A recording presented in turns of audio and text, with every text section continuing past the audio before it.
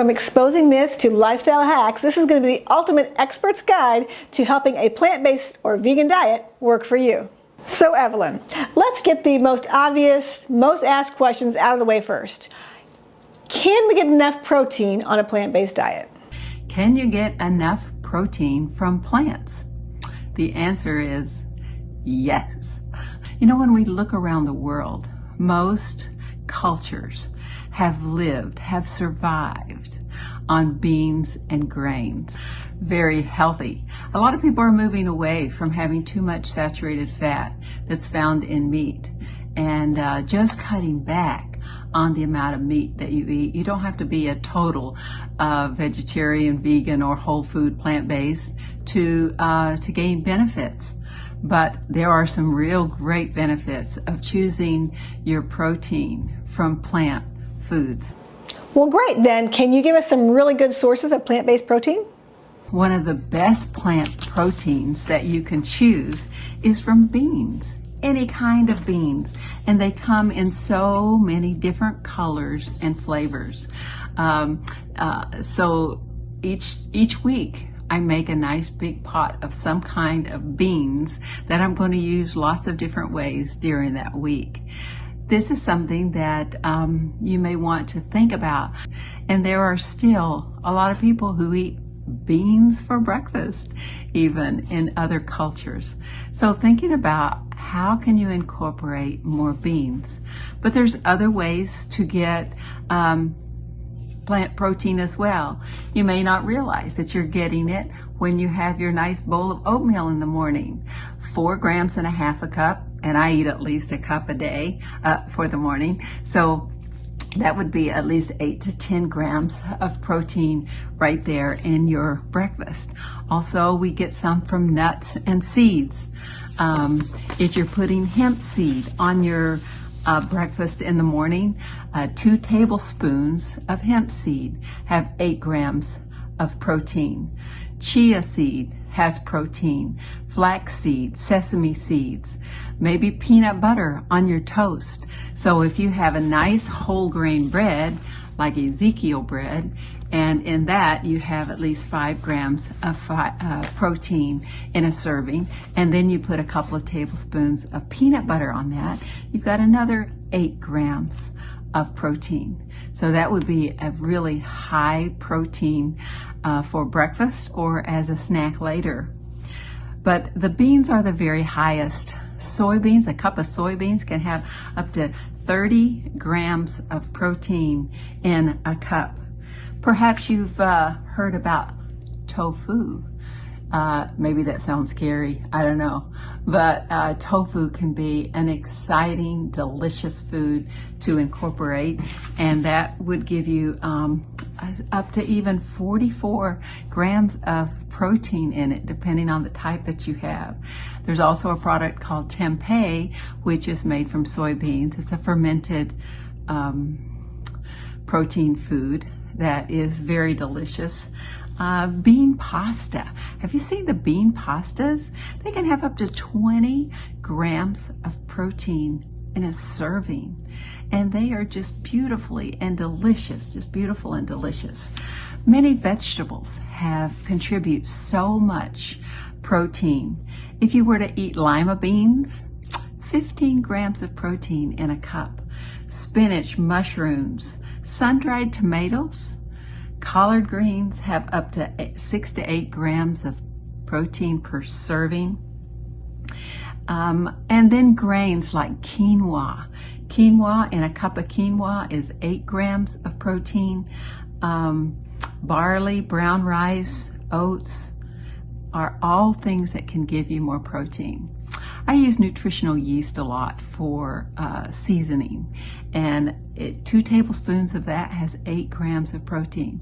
So there are lots of plant foods that give you lots of good protein. If you were to eat just plants during the day of whole foods, you could get at least 60 grams of protein very, very easily. Well, that brings up the obvious question then, how much protein do we actually need in a day? The recommended amount of protein for the day is around 50 to 60 grams for men and 45 for women. If you're working out, perhaps you need a little more than that. But most people get too much protein. 120 grams plus is very common in a lot of people's diet. So what happens to your body if you get too much protein? And it's a problem to get too much protein from meat sources. Things like some forms of cancer, even osteoporosis, some forms of kidney issues, heart disease, and it accelerates aging as well. So there are some challenges along with the saturated fat, but you cannot get too much plant protein. When you get protein from plants, it's easy on your body, and along with it comes so many essential nutrients that help your body and brain to work at its optimal function. Well, it's good to know it's not that hard to get the protein that we need. Do we need to take other supplements though? Well, my opinion is, based on research, is that it's a good idea to take at least 2 of the vitamins that we're going to talk about today. Otherwise, I think from research, it has shown us that the best vitamins to get are right from food, because it has all the other components that are needed in order to utilize those nutrients. And they all are partners. They work together. They work best as a community of nutrients together rather than single vitamins taken by themselves. The 2 that I recommend, one is vitamin B12. Everybody needs B12. We used to get plenty of B12 in dirt. Yep, in dirt.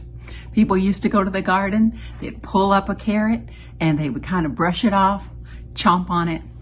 That's before our society got too clean and the dirt too dirty.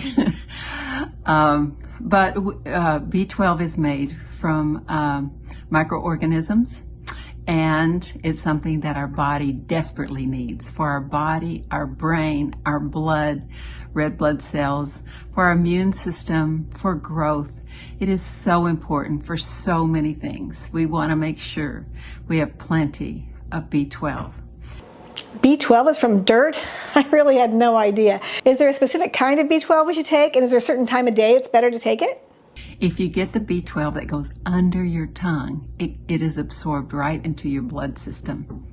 Otherwise, if you take it as a pill, it goes into your digestive system, and or if you take it in a food, it has to separate from the food. For instance, people know that meat has B12 in it. Yes, it does. But when it gets to your into your digestive system, your hydrochloric acid has to separate the B12. And some people may have challenges with enough hydrochloric acid to make that separation. And it also needs another substance to help to digest B12, and it's called an intrinsic factor. So there's 2 different steps that has to happen in order for B12 to actually get into your blood system. And then people over 50 can sometimes have a challenge with that. So studies are showing that even if you have milk or eggs or milk or cheese or dairy, that taking a B12 supplement could be very, very beneficial. You can talk to your doctor about that. But B12, how much is recommended? Well, I like to get my information from nutritionfacts.org. Dr. Michael Greger, he is a great researcher. And if you ever have questions about supplements or other nutrition questions, go to nutritionfacts.org. I love the way he explains things. But the recommendation there is about 2,000 micrograms every week, or 50 micrograms a day. So you can take it daily, or you can take it by the week. And the cyanocobalamin with the big C is actually the preferred kind, and it's actually cheaper.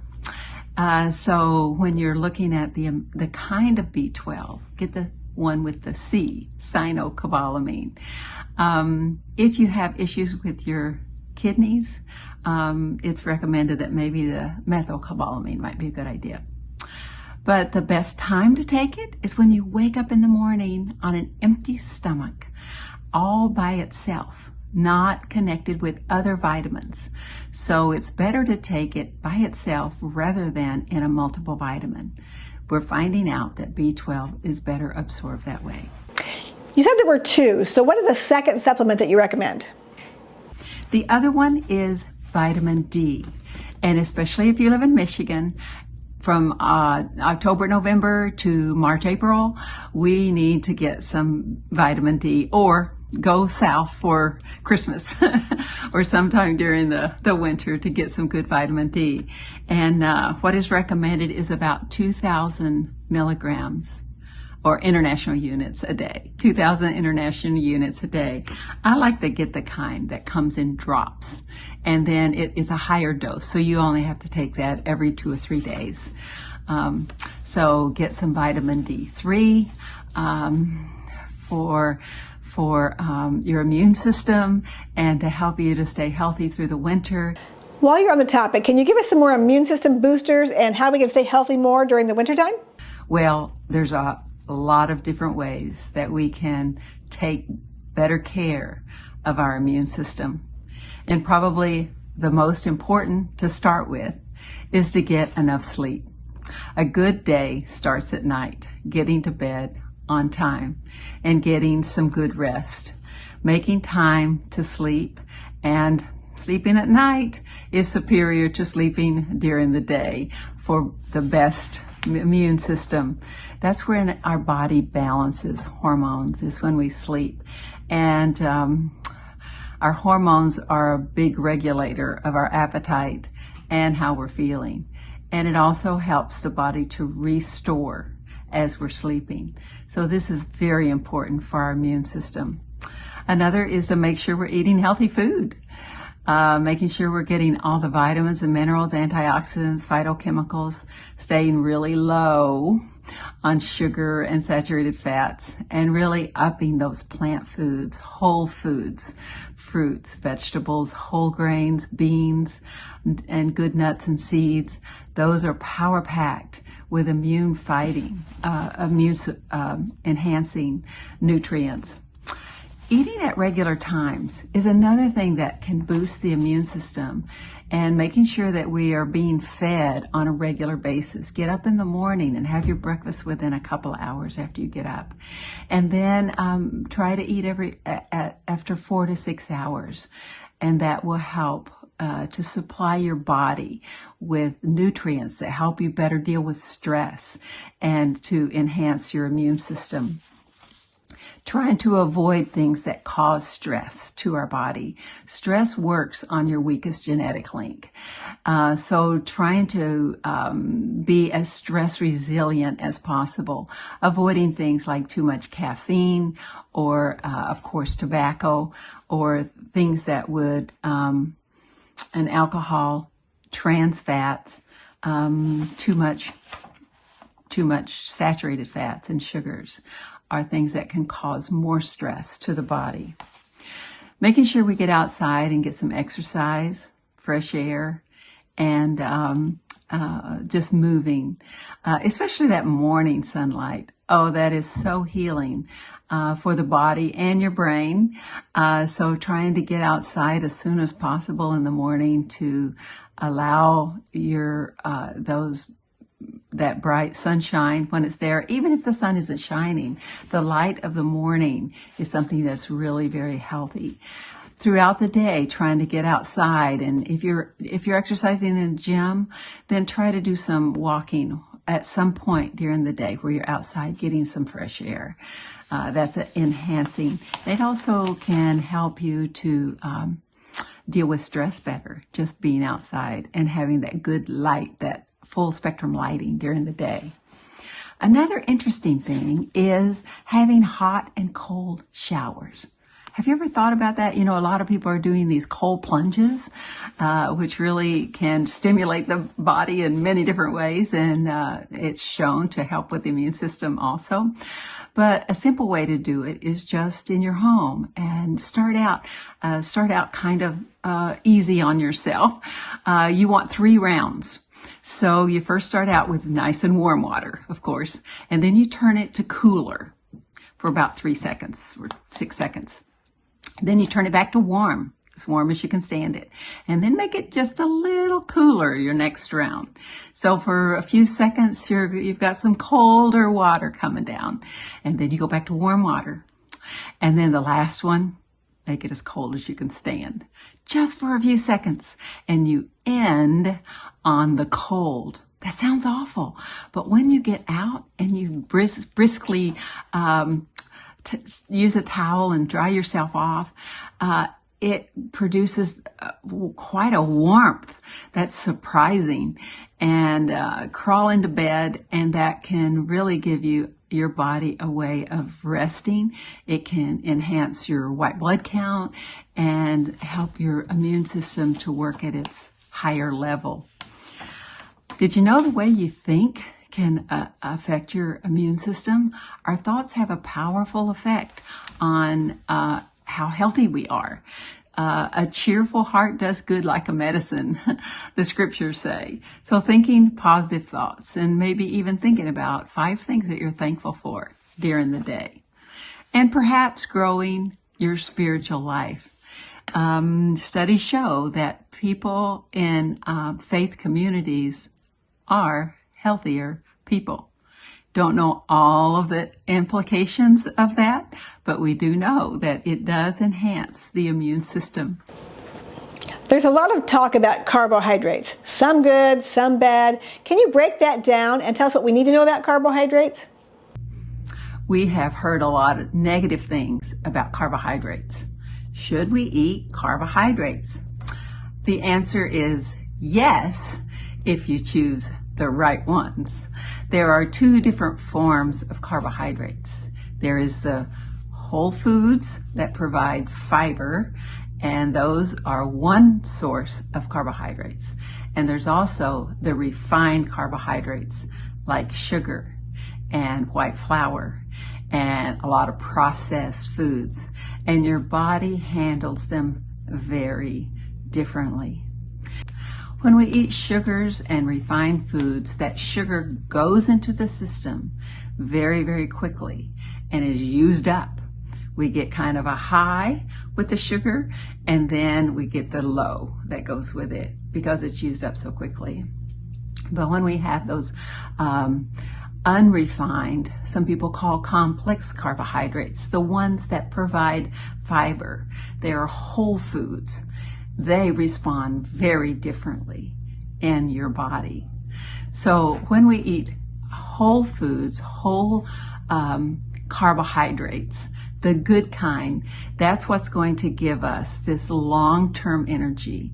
And these foods, fruits, vegetables, whole grains, and beans, they are very rich in the nutrients that your body needs. The nutrients for energy, for your immune system, for your brain to work at its optimal level, to be able to think more clearly, to have energy, and for your workouts to be more productive. When you have the right kind of energy, every cell in our body needs glucose. But the form in which we eat the food to get the glucose makes a world of difference. If carbohydrates are so important, why do some people say they feel better on a low-carb diet? So many people feel better when they go on a low-carb diet. And probably the reason why they're feeling better is that they are getting rid of the sugar. They're getting rid of the processed foods and refined foods. And that in itself will make you feel better. But because many people are not eating the high fiber foods, they're not eating fruits and vegetables and beans and whole grains. But if you decide to include those beans and whole grains and fruits and vegetables in their natural form, you will see tremendous benefits. So when we're thinking of carbohydrates, think whole foods. Think of foods that provide the best source of energy. So for breakfast, steel cut oats. blueberries, some nuts. Those would be excellent sources of foods that have the right kind of carbohydrates. When you're thinking of lunch, choose something that has vegetables, maybe a vegetable soup, maybe ordering vegetables along with your meal, making sure you have a crisp salad with your lunch. Carry an apple with you, and if you're eating out, then you have the apple that you have for dessert, and that adds more fiber and more whole foods to your meal.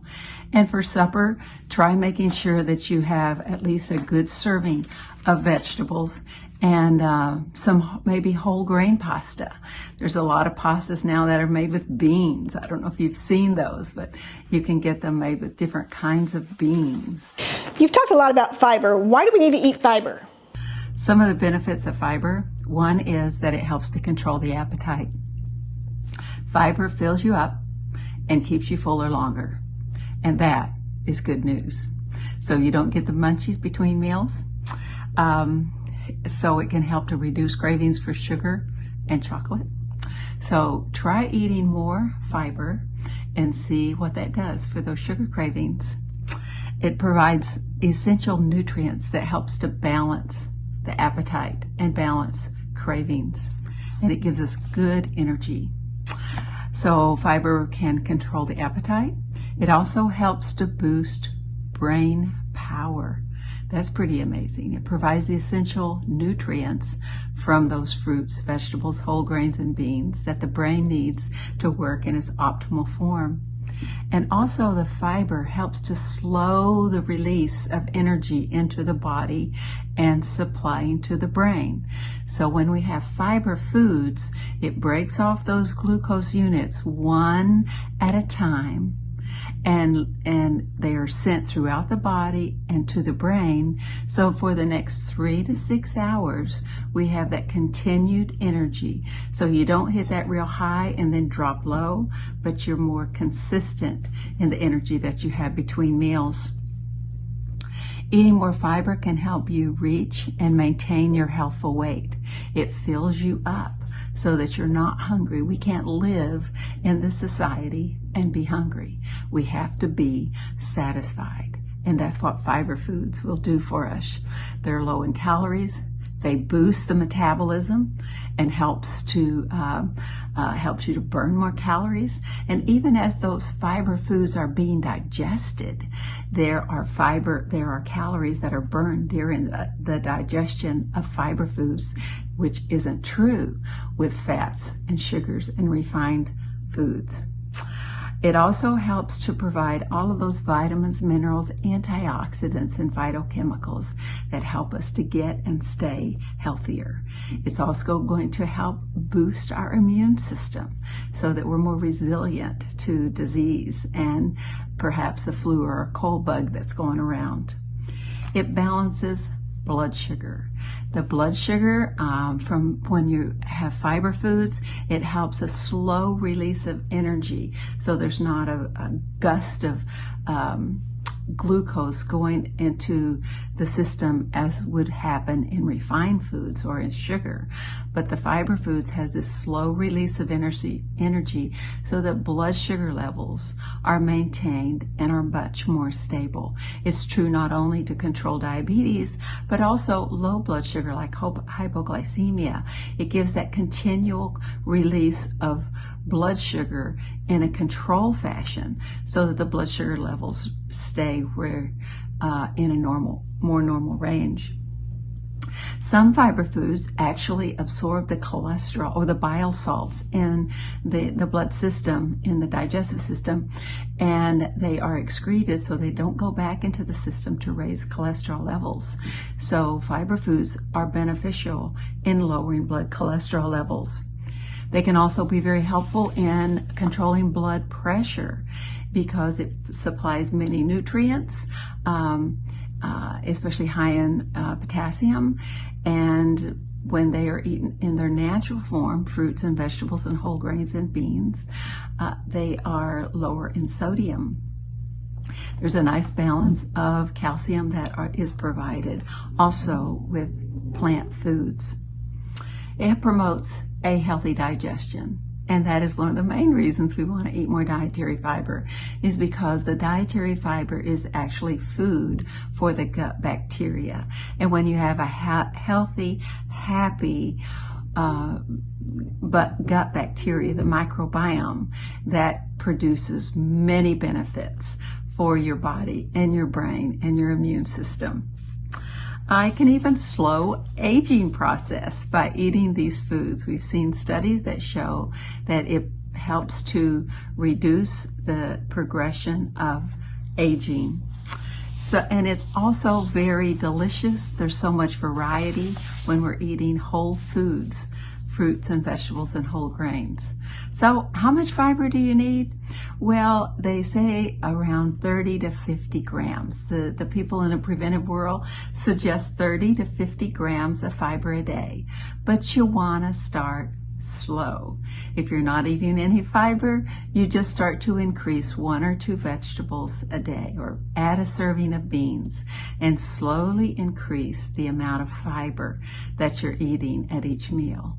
And a simple way to do it is maybe a whole grain cereal like steel cut oats and some blueberries for breakfast. Maybe throw in a few nuts and add a fruit or a vegetable to every meal that you eat. And maybe you could try some beans. But increasing fiber can help in many different ways, with your weight, with your immune system, with reducing your risk of disease, for sometimes even reversing some of these lifestyle diseases. You've convinced me, Evelyn. I need to eat more fiber. Can you tell me what foods are high in fiber? The fibers are found in fruits, vegetables, whole grains, and beans. Beans are the highest in fiber. They win the race. Tell me more about the microbiome. What is it and how do we change it to make it better? Good question, because that is the answer to so many of our health issues, is the type of microbiome that we have in our gut. Microbiome is the bacteria, viruses, and fungi that reside in our gut.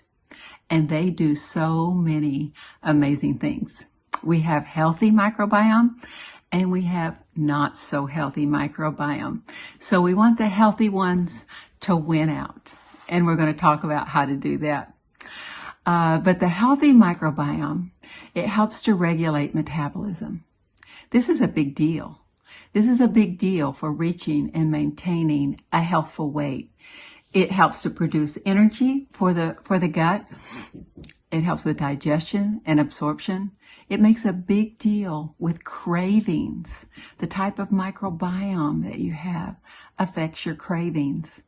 It's a big deal for immunity. It helps to stimulate and balance immunity. It educates the cells to be to react in a positive way against foreign substances in the body. It's important for brain health. We have a vagus nerve that goes right from our gut to our brain, and they send messages like lightning. So having enough of the microbiome, the good bacteria, to send those great messages to your brain. Our gut produces like 95% of the serotonin in our body and about 50% of the dopamine. So the neurons that are in our brain are very important, but we also have those substances produced in our gut as well. And with a healthy gut, we have healthier neurotransmitters and hormones. So how do we get healthy microbiome?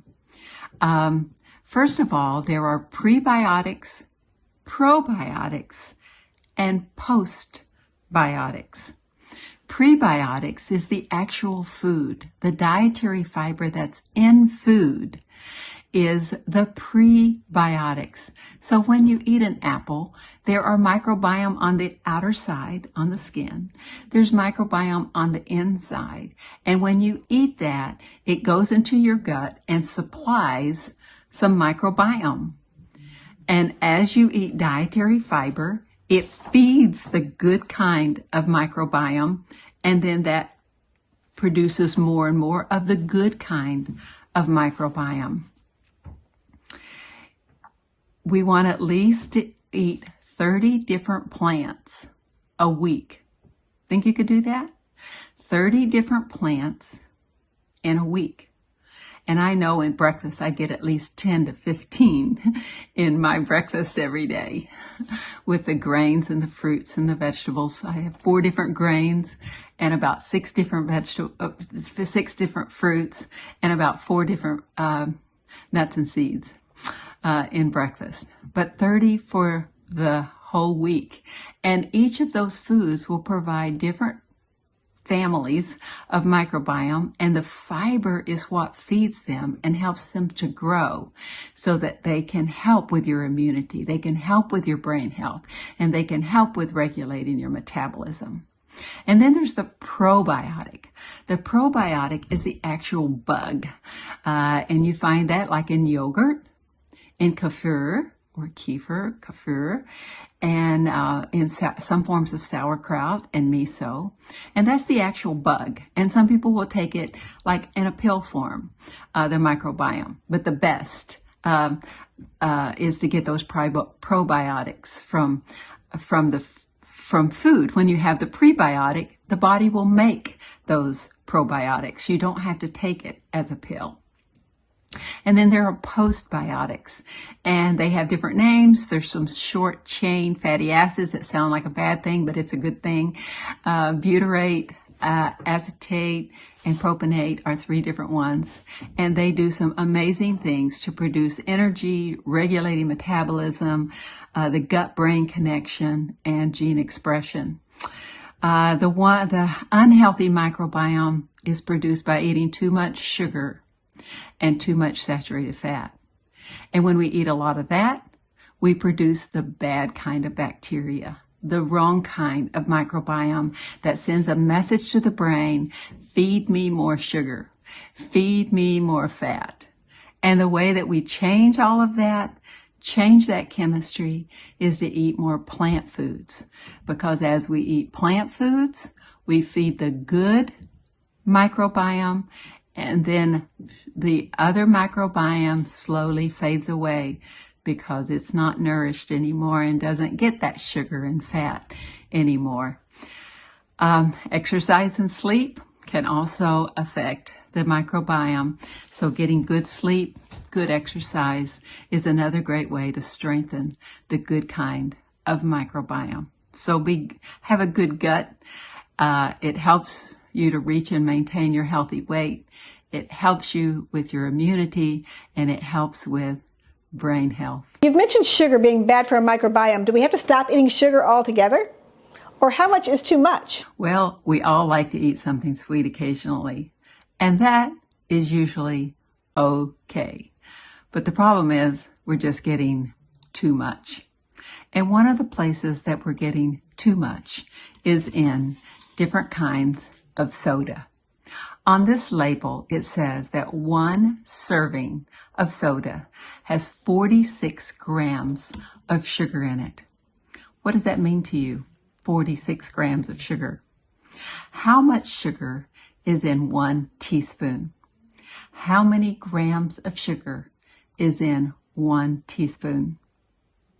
It's 4. 4 grams is in a teaspoon.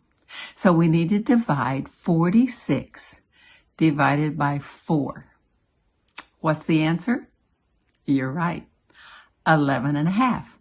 I want to show you what 11.5 grams of sugar looks like.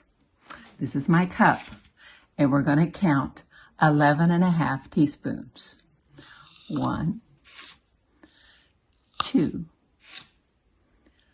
3, 4, 5, 6, 7, 8, 9, 10, 11 and a half. This is the amount of sugar that is in 1 serving of this soda. What if you put that much sugar on your cereal in the morning? What would your people say? Ooh, that's too much sugar. And that's what's in one serving. What's our next question? How many servings are in here? What do you think? It's 3. You're supposed to share it with 2 other people. So that's how much is in one serving, 11.5 teaspoons. How much is in 2 servings? 2 servings would be 23 teaspoons, right? Well, I've already measured it out for you, and this is the amount of sugar that would be in 1 liter of this soda. That's how much sugar is in there. You can't tell it. It doesn't feel like it. When you drink it, it does give you a buzz. You get the buzz of sugar and a little buzz of caffeine in some of those drinks. And that makes you feel good for a few minutes. But then there's this huge drop. And then you feel pretty nasty. And you need another dose of some kind of sweet. A lot of people will have like a candy bar with this. So we need to add a little bit more sugar for the total amount that would be eaten at that, with that soda and candy bar. That's a lot of sugar. What happens when this much goes in? Yes, it does give you a high for a few minutes, but sugar creates an appetite for itself. The more you eat, the more you want. And that has a lot to do with your microbiome. Your microbiome, there are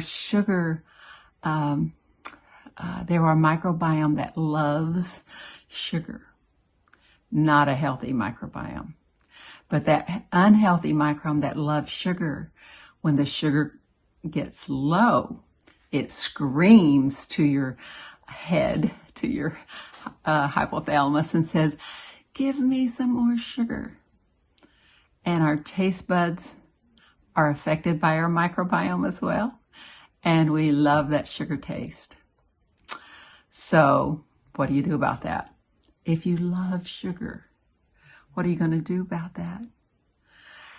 It just so happens that instead of having this refined carbohydrate, if you eat unrefined carbohydrates like fruits, vegetables, whole grains, and beans, it satisfies your body's need for carbohydrates and energy. And you don't have that screaming sugar fit as often. Yes, everybody wants a little sugar sometimes. But in this, we saw 46 grams in one serving. What's the recommendation? What's the recommendation for a day? The American Heart Association suggests 25 to 35 grams for the whole day. 25 for women, 35 for men.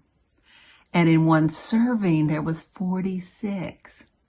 So 7 or 8 teaspoons of sugar a day, it's probably fine. One small dessert is probably fine if you're relatively healthy. But watch out. Read those labels. And for every 4 grams that you see on the label, that tells you there's a teaspoon of sugar for every 4 grams. The exception is if milk is in it, you've got the lactose, which isn't the same kind of sugar.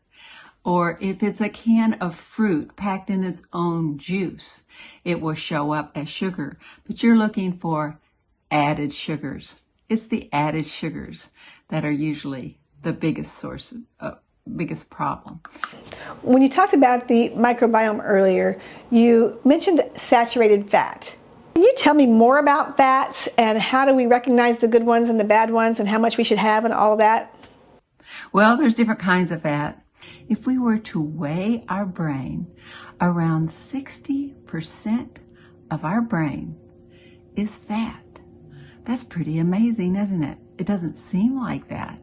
But all of those neurons are covered with a myelin sheath that is, and the cell membrane is covered with a layer of fat throughout the body. But in the brain especially, we want those very healthy fats, not the unhealthy fats.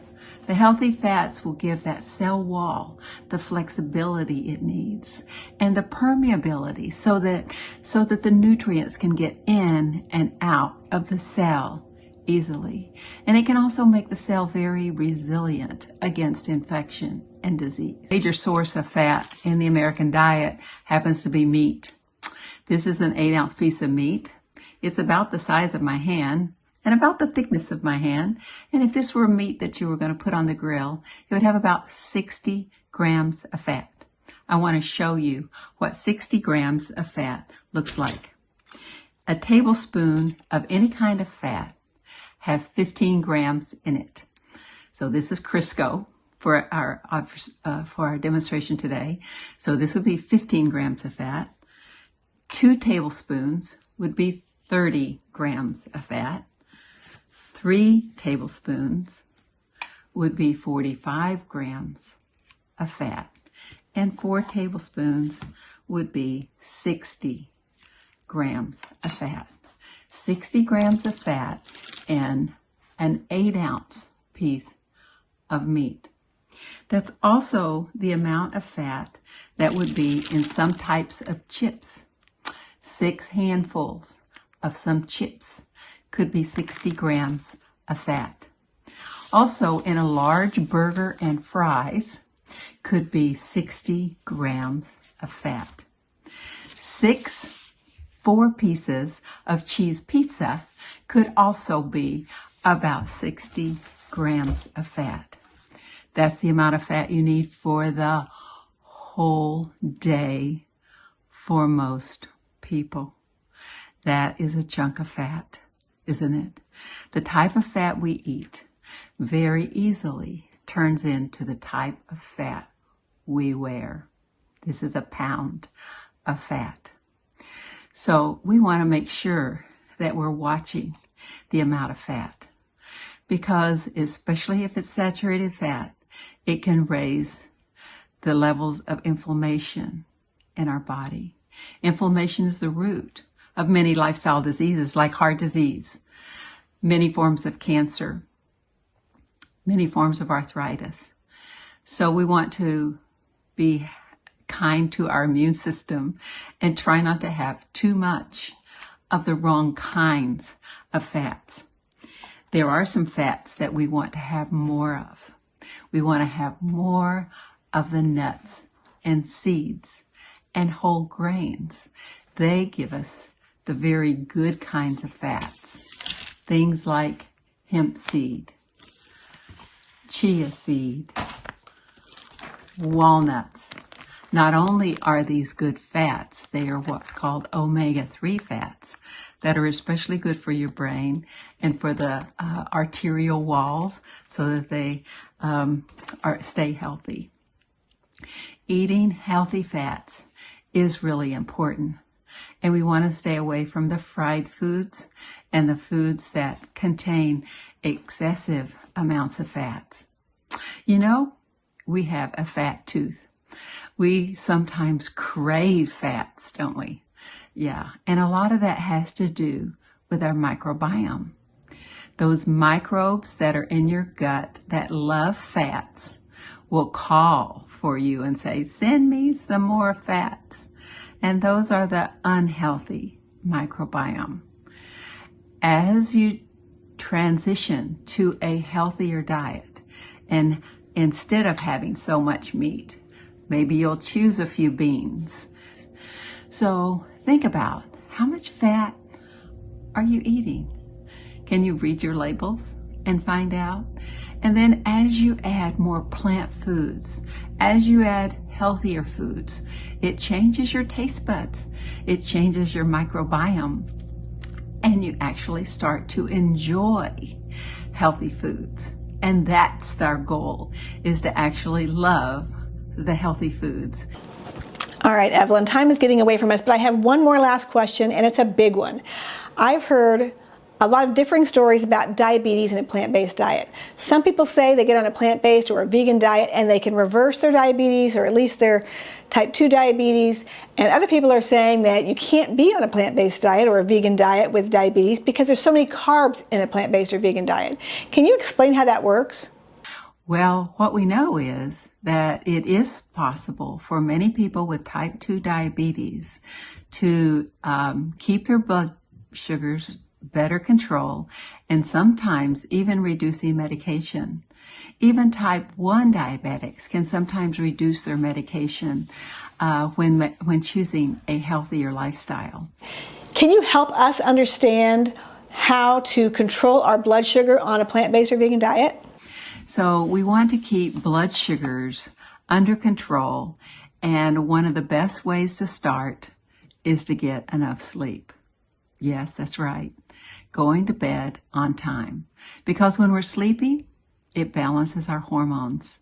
And our hormones are what affect our appetite and affect our insulin levels and how our body uses sugar and our cravings.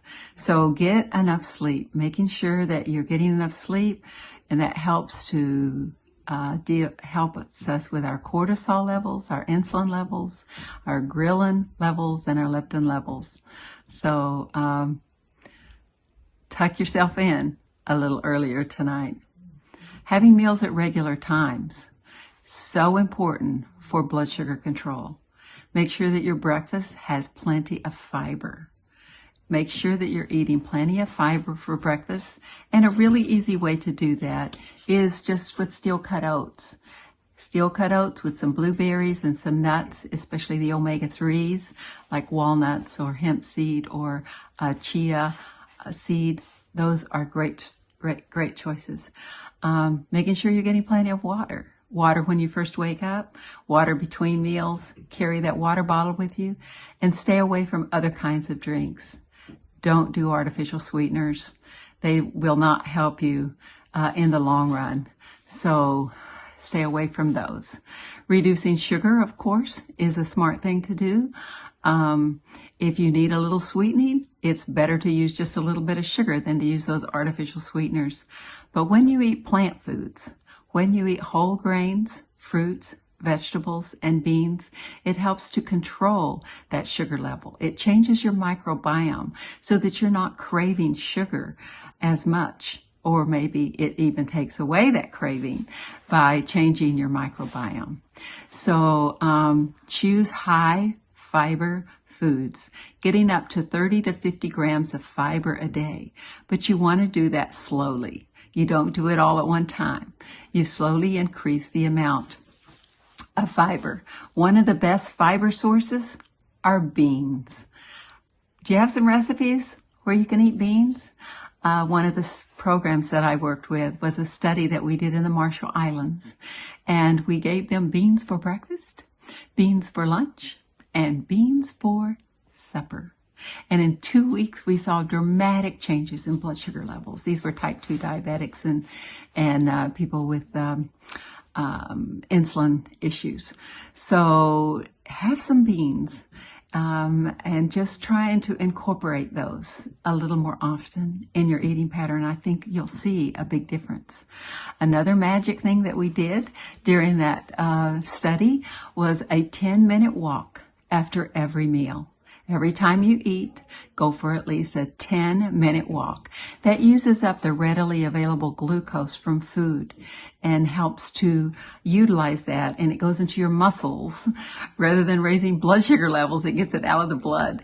So do a 10-minute walk. So incorporating beans and try to work up to a cup of beans a day, whoa, and going for that walk after every meal can do dramatic changes in your blood sugar levels. Try to avoid juice, eat the fruit. Don't drink the juice. And managing stress. That's another big deal for diabetes control, is how to learn to be more stress resilient. And a great way to do that is getting enough sleep, eating those plant foods, drinking water, and going for those walks. Those are also the same things that will help blood sugar levels, is to help us to deal with stress as well. So get to bed on time. When you wake up in the morning, drink your water. Eat a good high fiber breakfast. Go for a 10-minute walk. Drink your water between breakfast and lunch. Eat a good high fiber lunch. Maybe include the beans at that time. Go for a 10-minute walk. Have some water between meals. And for supper, maybe a vegetable bean soup with a salad and maybe an apple. And that will get you off to a very great start. Thank you so much, Evelyn, for coming today. I really do appreciate it. So these answers have been very practical and very helpful, and I've already decided that my main goal for this year is going to be adding that 10-minute walk after every meal. So if you've watched this and you want to go plant-based, I do have a downloadable guide in the description box below. It's the ultimate guide to going plant-based. It has recipes and it has tips and tricks to help you be successful in your plant-based diet and some meal planning ideas. It also has mistakes that you want to avoid. So go ahead and check out the description box below for that downloadable guide. Thanks, and we'll see you next time.